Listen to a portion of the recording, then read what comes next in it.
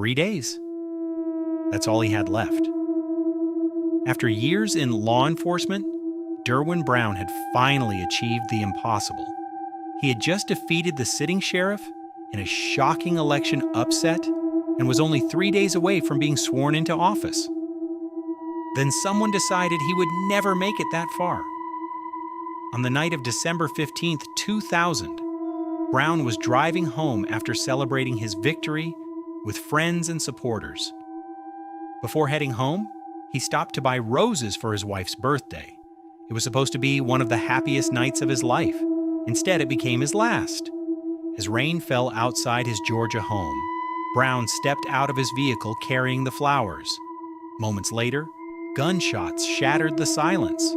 Inside the house, his wife Phyllis heard the shots and initially thought they came from a nearby property. But when she rushed to the door, she found a horrifying scene. Derwin Brown had been shot multiple times in his own driveway. The roses were scattered across the wet pavement. Paramedics rushed him to the hospital, but it was too late. The 46-year-old sheriff-elect was dead. The murder stunned the entire law enforcement community. Brown wasn't just another politician. He was widely respected for his honesty and integrity. Many believed he represented a new beginning for DeKalb County. His campaign focused on cleaning up corruption within the sheriff's office.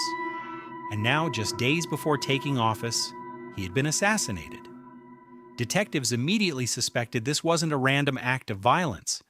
This looked like an execution. At the crime scene, investigators recovered numerous shell casings scattered across the driveway. Brown's body had been struck again and again. Someone wanted to make absolutely certain he didn't survive. The timing also seemed impossible to ignore. Who benefits when a newly elected sheriff is murdered 3 days before taking office? That question led investigators toward an unthinkable possibility. The man Brown had just defeated. Sheriff Sidney Dorsey. At first, many investigators struggled to believe it. Dorsey was a fellow law enforcement officer, a sheriff, someone sworn to uphold the law. But Brown's election victory had come after allegations of corruption, misconduct, and abuse of power within Dorsey's administration. Brown had openly promised reform. Even more alarming, detectives learned that Brown planned to fire dozens of employees on his first day in office. Some of those employees were deeply connected to Dorsey. One name quickly stood out: Patrick Cuffey. Cuffey was considered one of Dorsey's most loyal allies and one of the highest-paid employees in the sheriff's office.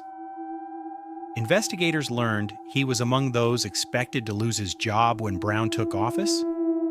But there wasn't enough evidence to connect anyone to the murder. Then everything changed. Months later, Cuffey found himself facing serious criminal charges in an unrelated case. Sitting in jail, he made a decision that would blow the investigation wide open. He started talking.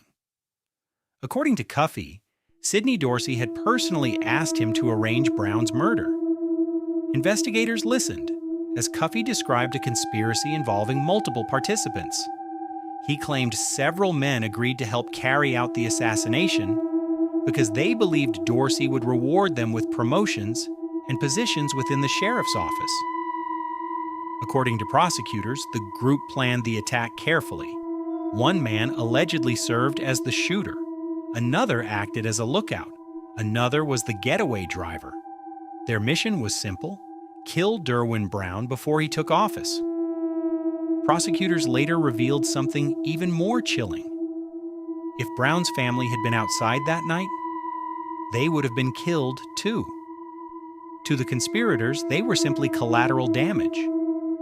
Authorities eventually recovered the murder weapon from a storm drain, supporting key parts of Cuffey's story. As the investigation continued, multiple arrests followed. Years of legal battles unfolded, and finally Sidney Dorsey stood trial. The jury heard the evidence. They heard about the conspiracy. They heard about the motive.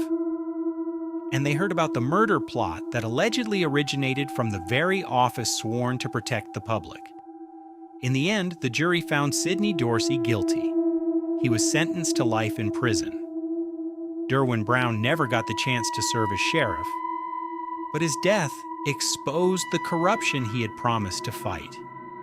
And more than 2 decades later, his assassination remains one of the most shocking political murder cases in modern American history.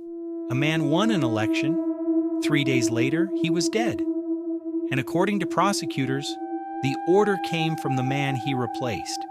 And if you enjoy cold cases, unsolved mysteries, and true crime stories that were finally solved years later, subscribe for more.